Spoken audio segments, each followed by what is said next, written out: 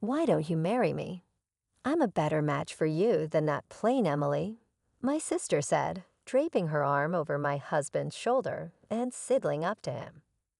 At that moment, all the restraint I had managed to hold on to crumbled. The tightly wound thread within me snapped, and I shouted, "Stop fooling around. You've always been like this." Then I lunged at my sister. She toppled over, still caught in her awkward position, her wide eyes locked onto mine. A hush fell over the scene. This is the story of the chaotic and dreadful relationship between my sister and me. My name is Emily, and I am 27 years old. After graduating from the literature department of a state university, I've been working as a librarian at a public library. During my lunch break, I checked my smartphone and saw a message from my older sister, Michelle. "I'm going to use your blue sandals. They still look new, but that's fine, right?" I sighed, knowing she hadn't changed. Michelle had always been like this. Even as kids, if I had something she wanted, she would quickly take it, get bored, and then toss it back to me. Despite being family, she was incredibly beautiful, adored by adults, and often likened to a French doll. She attended a prestigious private university on recommendation, and even won a beauty pageant there. Now she uses her looks as a receptionist at a reputable company, living a life straight out of a fairy tale. In contrast, I am quite plain with a typical American face. People often tell me, "Emily, you look like a traditional doll." Maybe it's my sister's constant bullying, but I've always been shy and introverted. While Michelle played with dolls, I would sit alone, quietly reading a book. But I was content with that, dreaming of a life surrounded by books. I worked hard toward that goal, and now I work as a librarian, a job I've always wanted. Processing checkouts, scanning barcodes, and finding books for library patrons is my daily routine. As I work, memories from high school often surface. Attending the same school as Michelle was exhausting, constantly hearing comments like, "Is this what Michelle's sister is like?" My one solace was writing book reviews of my favorite books as part of the library committee's activities. While most high school students focused on clubs and relationships, I kept writing, hoping others would appreciate the charm of my favorite books, even if I knew no one would read them. However, there was one person who eagerly devoured my reviews and borrowed the books I recommended, one by one. This male student was a year ahead of me, and although we never spoke beyond the borrowing process due to my introverted nature, I remembered his name well from the library card. I often found myself wondering about him, how he was doing, and if he still found joy in reading books. He was the one who ignited my passion for literature, the person who made me continue to cherish books. Then one day, a marriage proposal arrived for my older sister, Michelle. At the age of 28, it was only natural for such discussions to arise during a family gathering. Michelle dramatically tossed the blind date photos and the ma'am's profile onto the table, startling me mid-meal. "What's he like?" my mother inquired. "He's just a chubby, nerdy-looking guy, currently working as a temp," Michelle replied disdainfully. "Why do I have to go on a blind date with him?" she grumbled. I couldn't help but interject, "Well, if you're not interested, just reject him." Michelle sighed. "But he's related to an executive at our client's company. I can't afford to offend him." Then a gleam crossed her face as she turned to me. "Oh, I know, Emily. Why don't you go on the blind date instead?" I was taken aback by her suggestion. "Me?" I stammered. Michelle hastily continued, "You're quite the respectable nerd yourself, aren't you? You might hit it off with him. Since you're not exactly a knockout, he might be perfect for you. Please take my place this weekend." I hesitated, feeling uneasy about the idea. But I don't want to go either, and it would be dishonest to the other party. How could I explain going in your place? It'll be fine as long as you go. Just don't embarrass me, Michelle insisted. Take the photos and profile. Reluctantly, I accepted the task, though I couldn't help but emit a surprise sound as I examined the materials. Is there a problem? Michelle asked, sensing my hesitation. No, no problem at all. Thank you, Michelle. I'll give it a shot, I replied, mustering a smile. Michelle grinned. Ah, so you actually like that chubby nerd. Well, they're all yours now. Here's to the birth of the nerdy couple. Ignoring her teasing tone, I braced myself for the upcoming blind date, uncertain of what to expect.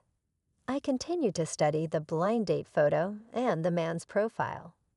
On the day of the blind date, I apologized to him for Michelle's abruptness and expressed my desire to go on the blind date with him instead. The man sitting across from me was indeed a little chubby and had a hint of a nerdy aura about him, but he looked exactly as I remembered. The man I was meeting with was none other than the one who used to borrow books after reading my reviews. He looked at me curiously and said, "Were you, by any chance, the librarian at our high school?" "Yes, that's me," I replied, recognizing him as well. From there, we immediately struck up a conversation about our high school days and our shared love of books, marking the beginning of my relationship with him.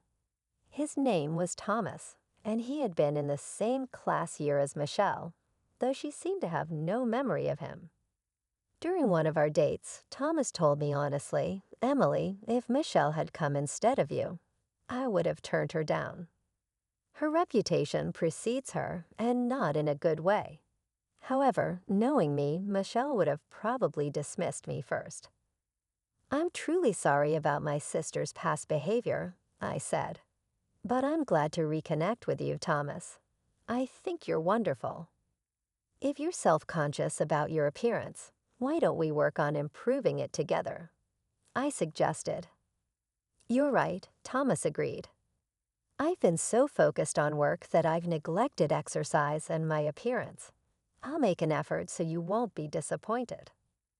"I'm glad to hear that," I reassured him, "but know that your appearance has never been an issue for me." Our conversations and dates flowed smoothly, fostering a genuine connection between us. I received a marriage proposal from Thomas, and we decided to tie the knot. My sister, who initially remarked that she had seen the fat guy's face before, did not attend the event. Nonetheless, our families gathered for the occasion, showering us with warmth and blessings. We found a new home and began building our life together. Then on our wedding day, as we prepared to walk down the aisle, my sister couldn't resist mocking me. Getting married in a church these days. So typical of plain old Emily. That dress makes you look like a classic American doll. I tried to brush off her comments, asking her to refrain from negativity on such an important day. Thomas and his family soon arrived, and I greeted them warmly, despite my sister's insults clouding my mood. When Thomas, dressed in a traditional suit, made his entrance, my sister let out a surprised, "What?" It was no wonder she was taken aback. Thomas had worked diligently alongside me to transform his appearance, and he now looked strikingly handsome. Before the ceremony began, my sister leaned in and whispered, "He looks nothing like the photo from before." I explained Thomas has put in a lot of effort. He always had a handsome face, but he looked lackluster in the previous photo due to being overweight and having an unflattering haircut. "I thought he'd had plastic surgery," my sister said with sarcasm. "It's quite something that a porcelain doll like you could marry a man who now looks like a movie star." Despite my sister's snide remarks, we made it through the wedding ceremony and celebrated with a small reception at the church, surrounded by our closest loved ones. As we prepared to leave with hearts full of happiness, my sister approached us, drunk, and said, "Hello, Thomas. Thank you for marrying my ugly little sister." Thomas responded calmly, "Well, Emily is far from ugly. Thank you for being here today. It's time you head home now." My sister ignored me and continued, "So, Thomas, you've changed your appearance. But what about your job? You're a temp, right?" "Yes, I'm currently working as a temp," he confirmed. I couldn't stand having a husband who's a temp. "I'm dating a startup CEO, and we might get married soon," my sister said smugly. "Congratulations," I said, but Thomas gently restrained me from saying more. "Thank you for coming today. Please take care on your way home," he added. My sister left after her final comment, and I turned to Thomas, apologizing for her behavior. He reassured me, "It's okay. People like her rarely change. But Emily, you've had a tough time with her. Let's focus on our happiness from now on." "Thank you, Thomas," I said, grateful for his support. And so began my married life with Thomas. In truth, he was working as a temp while pursuing his dream of becoming a novelist.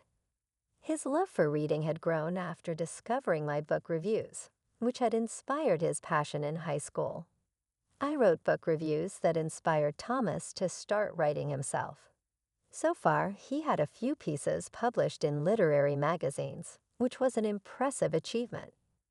Although he earned money from his manuscripts, he still faced financial uncertainty, so he balanced his job as a temp with his writing. "Thomas, I have a job too, and we have some savings. Why don't you focus solely on your writing?" I suggested. "Emily, you're always so supportive." "Thank you. I'll give it my best shot," Thomas replied gratefully. So Thomas left his job and devoted himself entirely to writing. Though life was challenging, witnessing his passion for his work fueled our determination. Then one day, we received a call from my sister, Michelle. She announced her engagement to the startup CEO she had previously mentioned. "Next week, he's coming over to meet the family before we get married. You should come too. It would be odd if your jobless husband weren't there, so make sure you dress appropriately," she said, her tone condescending. Despite my irritation at Michelle's attitude, I knew we needed to attend her engagement and wedding. With that in mind, Thomas and I decided to join the family gathering. "I'm sorry you'll miss your important event that day, Thomas," I said. "Don't worry, Emily. She's your sister, after all," Thomas reassured me. Upon arrival at the venue, Michelle greeted us with a smug expression. "Welcome to the antisocial couple. Please be nice to my darling," she quipped. We ignored her jabs and went inside to exchange greetings with Michelle's fiancé. He was flashy and strikingly handsome, a stark contrast to Thomas, but he carried himself confidently in his profession. "I'm Emily, Michelle's sister. It's nice to meet you," I said. "And I'm Thomas, Emily's husband." "A pleasure to meet you," Thomas added. As we exchanged greetings, Michelle's fiancé, Larry, bowed his head politely and responded, "Nice to meet you too." I tried my best to ignore my sister's triumphant smile as she stood beside him. At that moment, Thomas's phone rang. "I'm sorry, this is important." "I need to step outside for a moment," he said. Thomas left the room, and though I was having dinner with our parents, Michelle, and her fiancé, my mind was preoccupied. When Thomas returned, he whispered something in my ear, and I gasped in disbelief. "Really? Congratulations, Thomas. That's incredible," I exclaimed, unable to contain my excitement. My mother, surprised by my outburst, asked, "What's going on?" "Not now, Emily," I replied.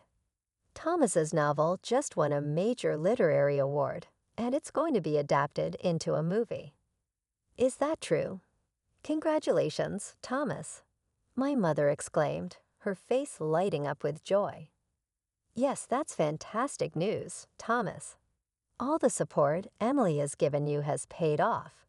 Our parents were thrilled, and Larry joined in with his own congratulations.